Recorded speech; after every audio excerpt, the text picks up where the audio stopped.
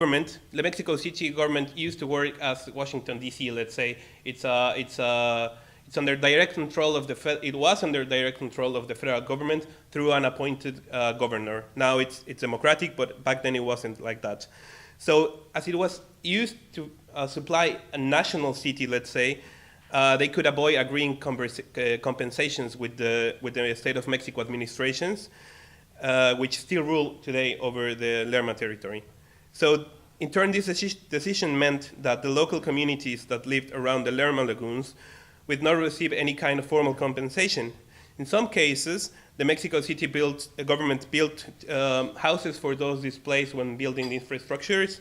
In other cases, they built communal laundries, bathrooms, and public schools.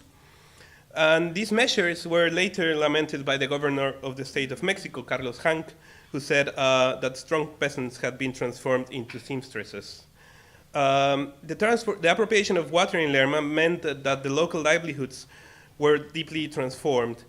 Prevalent activities like tule basketry and fishing were destroyed as the lagoons were desiccated and the lacustrine environment disappeared. Lerma would be eventually transformed into an industrial zone, its peasants transformed not only into seamstresses, but all kinds of industrial workers. And crucially for my case, some became workers in the Mexico City water system, which is responsible for the functioning of the infrastructural system that had been central in this transformation to an industrial zone. It was until 1966 that the first compensations were agreed. Many refer to actions already undertaken by the Mexico City government, like the building of schools or public laundries. They meant only that now the Mexico City state government could request specific places to place the schools. And another measure was the obligation to hire local labor. So this shows how this infrastructural and administrative system was actively producing its own cheap labor.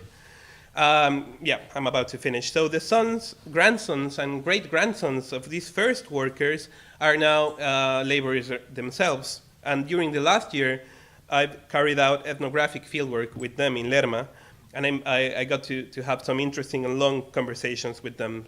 And they are part of workers' lineages, where the fact that they work for the Mexico City water system is crucial to their collective and individual identities.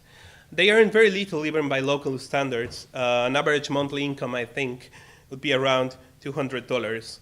But still, their work is now coveted by other local workers because they enjoy some basic rights like holidays or a pension fund or social security.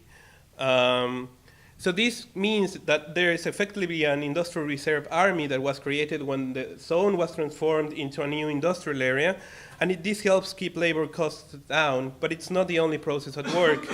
Many of these workers are also part-time peasants, and so are their wives mainly, but also their parents and the smaller children. So this agricultural production is largely geared towards self-consumption, and it's carried out by this unpaid labor. So this helps keep labor cheap, abundant, and local. And in turn, this work depends on the continuous supply of water, which is another one of the responsibilities that the Mexico City government has in Lerma. They must supply water freely to the communities that were affected by the infrastructure. So to summarize, the water was made cheap by framing it as part of an external nature that could be surveyed, measured, and ultimately appropriated for the good of the nation, that is Mexico City, and in the name of progress. And this implied not only measuring or costing the potential impacts of appropriating water in Lerma, but also paying meager compensation to peasants, now transformed into an industrial reserve army. And this production of an overabundant local labor, almost completely freed from their lands and their peasant way of life, was and is crucial in keeping capital accumulation and social reproduction costs down. But this capitalist freedom, however, is still sustained by the agricultural, gendered, unpaid labor that helps reproducing the local workforce cheaply. And finally, these two chips were not just out there, they were actively made through the state's action, which designed not only a project to appropriate the Lerma waters, but a whole legal and political structure that legalized, legitimized, and justified this and other appropriations. the surveying, measuring, and projecting actions of the state and its experts, its legal and political powers, and the material production of infrastructures in the Lerma area produce water as a cheap natural resource in detriment of previous ways of being and inhabiting said space. And in turn, the destruction of these other ways of existing meant that new potential industrial workers were born, paving the way towards the industrialization of the Lerma area and allowing the further urbanization of Mexico City. And that's it. Thank you.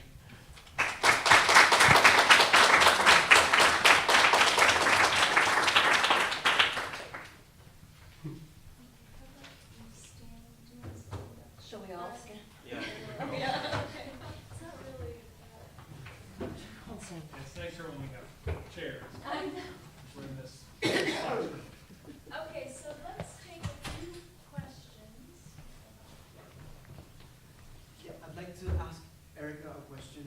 Thank you for such a fascinating presentation, really, really inspiring. And I wanted to know, like this idea of the ghost, if you could explicate further, because like if you look at the social studies of money and the anthropological literature of money, like it's when like peasants become subjected to the impersonal forms of social domination of money, when they fall into debt, it's been argued that like they tend to signify these relations in idioms of like diabolical supernatural forces, right? And like we have landmark studies such as like Michael Tosek's of like this idea of the devil as like the representation of like the subjection of peasant of peasant social reproduction to debt and money and monetized relations.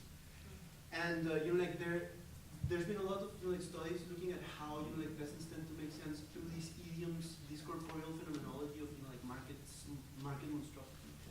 But what I found really interesting about your idea of the ghost is that it like it takes this idea further by looking at perhaps how it also manifests itself in like intra-class antagonism and not only like in the peasantry. So if you could juxtapose, I mean, if you could like see in which way your idea of the ghost like differs from the devil in Michael Tosig, is it like a more advanced like iteration of this idea of the monstrous in terms of money, or is it the expansion of the idea of the monstrous towards a different like class fraction that like previously hadn't existed?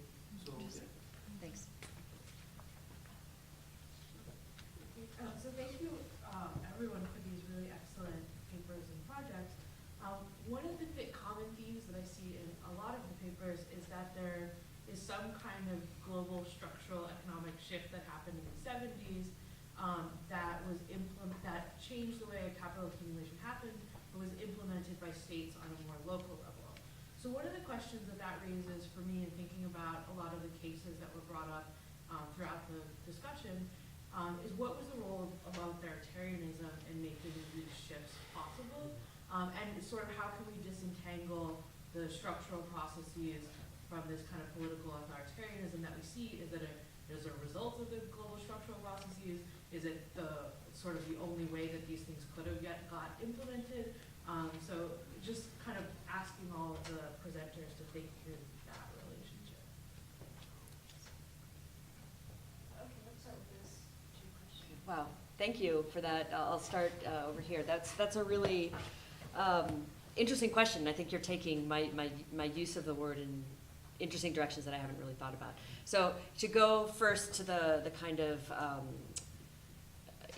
the Michael Tausig argument, right? I work with that a lot and actually use that a lot when discussing how novels about the hacienda, for example, or the sugar plantation or whatever, precisely novels become a way of working through and representing that very problem that you mentioned.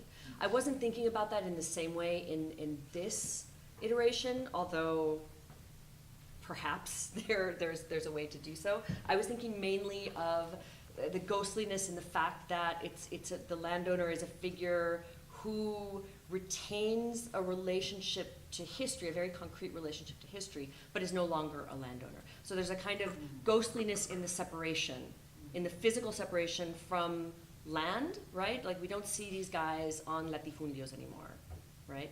We see them in, so there's a ghostliness in that separation. There's also ghostliness in the money form itself, right? And so that's mainly how I was thinking about it. Because the other way of thinking about it, you know, the peasant way of thinking about the diabolical, seems to not be present from the oligarchic perspective that is represented in these novels. Yeah? I'll stop there. But that's a great question. Thank you. And anyone want to? I just talked, so you can address the other question. I mean, I was referring to a previous period, which is the 1940s, which is the import substitution period.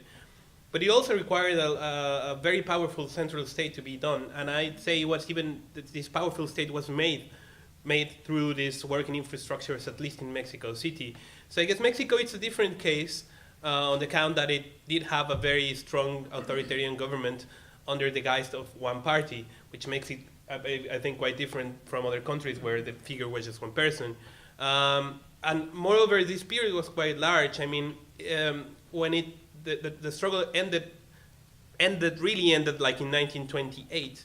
And there was a long period, not of peace, because there was a lot of repression and violence, but not in a civil war dimension like it was before. So I'd say it was crucial in implementing these kind of global structural trends, or not even implementing them, but kind of making them through its action on space and society. And I think that shows in the ways in which the central government in Mexico was arguing that the Lerma project was for the good of the nation, and the nation was basically where they lived.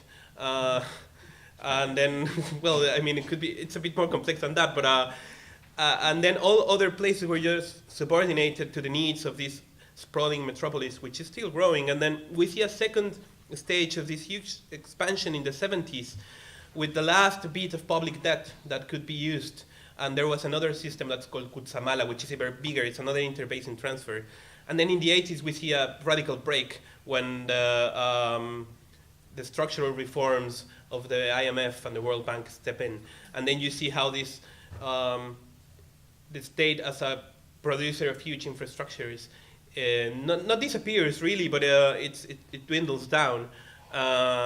So I'd say yes. I think for me at least, one way of thinking these global trends, and it's through the way in which the state is making itself in space and how it's entering distinct relationships with capital. Sometimes capital is national, sometimes it's global. And I think it's a good place to be looking at to make sense of these wider transformations.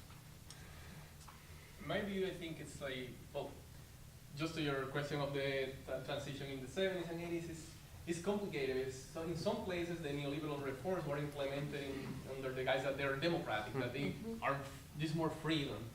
So in some cases, they corresponded with the fall of a dictatorship. In other places, the dictatorship itself did the purification period. So, for example, I could think of a comparison between the Chilean Pinochet dictatorship, which came on top of the agenda, so in Popular Unity, attempt to transition to socialism. So they implemented neoliberalism under the dictatorship as a, and I think this is something also the Argentinian dictatorship used this language a lot of purification, of like cleaning the country from the socialist or communist atheists and all that stuff. While in Brazil, it was a little bit more, I think the dictatorship itself was more heterodox. Because it came on top of the João Goulart, that people thought that it was turning Brazil into a big Cuba and stuff like that. But when they came into power, they would never liberalize as much as the Chilean or the Argentinian. And actually, there's interesting books on that. Well, Daniel might know the Antonio Barros de Castro's book on the Brazilian economy forced march, where the guy explains how they did like an internal survey with the entrepreneurs or whatever, and capitalists said you should invest in this order, like invest here first, and the state investment program was completely different. So he tries to show how the dictatorship, at least in the case of Brazil, was still in a way like some kind of authoritarian developmentalism. It was very authoritarian, it was very anti-communist, but it still was not as neoliberal, if you want to use, it was a question of degrees in a way.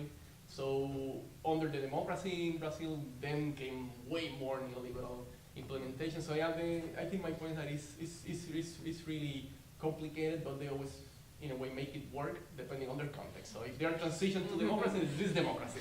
And if they are transition to dictatorship, this is a way of cleaning the country from it. So they use whatever tools they have.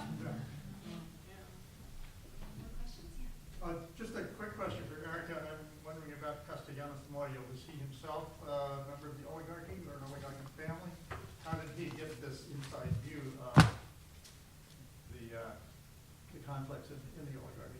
And then is there an English language translation of this novel yet? Yes, sorry, do we want to take more questions?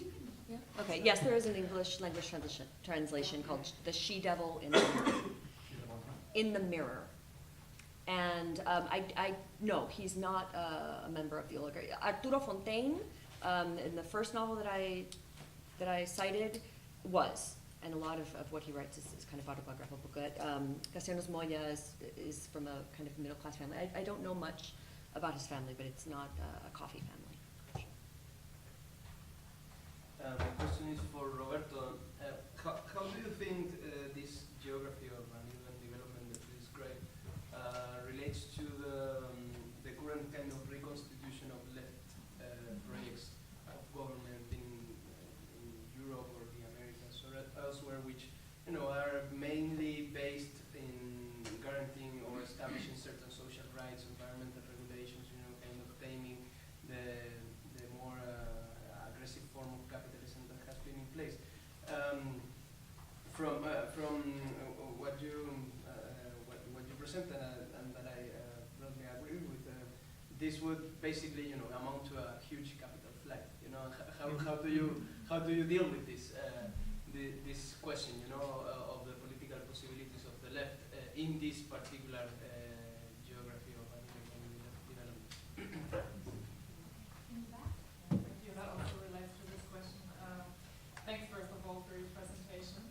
I was wondering if you could say a little bit more about the state of core and periphery that you were actually mentioning as a question in the beginning. So what's your take on that? Because when you're saying that the unevenness of capitalist development is now more important for these relations than unequal exchange, I would agree with that on the one hand. But on the other hand, there's also a lot of, there's also persistence of these old patterns that have been there. And so how would you integrate, are you trying to integrate these two tendencies in a new concept, or what's your take on that?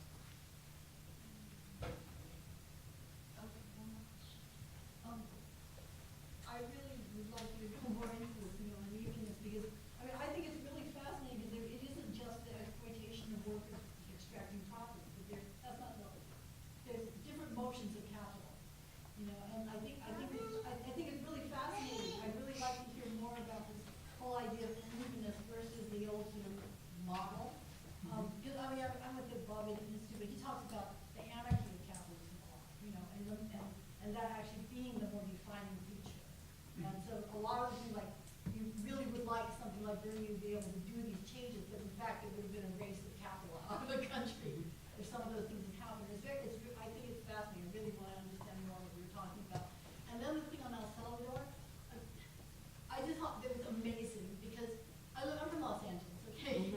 And what they did is they took the gangs, right, and they exported them out of Los Angeles and put them back, and it totally changed the world and changed the economy and what happened to that country. And you look at something like a revolution that never really finished over there, and how it's come back in those horrific places. And it was really beautiful what you did with that, because that's really the changing. And you can't look at the 70s and the current situation.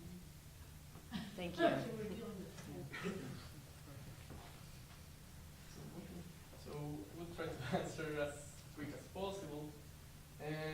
The first and the third question I think related a little bit, so I will try to answer both because they have to do with unevenness and capital flight. Well, the question of left governments in Latin America to me is is important, more than academic, and I think they have been experiencing the logical results of trying to do those reforms. Try to, like you said, I think the language I use is correct, it's taming. Try to tame to what extent. And you can see the more radical they come, the more intense is the backlash from global capital. I don't want to use the same language that they use because I will think that I'm doing a kind of propaganda for those governments, but we know what we're talking about here. So just like in the 70s, Chile tried to go the farthest, at least in that context, with the section of Cuba, and you saw what happened there. In the 2000s, Venezuela has been going the farthest, at least in the state-led development. And you see what's happening right now. So obviously some of the stuff that is happening is their own making. And some of the stuff is, I think, yeah, there's almost like a real frontal attack on their prospects. And you can see governments are being more moderate, like the Ecuadorian. They're not experiencing this. They're experiencing the sabotage anyway, but at a different level. But I think something that is even for me more important is the question of the state there. Like, to what extent the Venezuelan strategy, I think since 2000 has been in tension with the what we call the Zapatista strategy of like from the bottom up, non-state, and the Venezuelan strategy of like, let's take power over the state, let's do it like, change the world by taking power. And you can see how this might create different responses from capital. Probably more violent in the state one because it's geopolitically it's more, I will call it, more menacing. But the question then, to me, the difficult question is to disentangle the crisis itself, to what extent is a sabotage from global capital flight, or speculation with the currency system, or for what extent is an outcome of trying to do the transition to a better world through the state. So like this, I think that's still a tension. So my point, I can never say that capital flight is the main.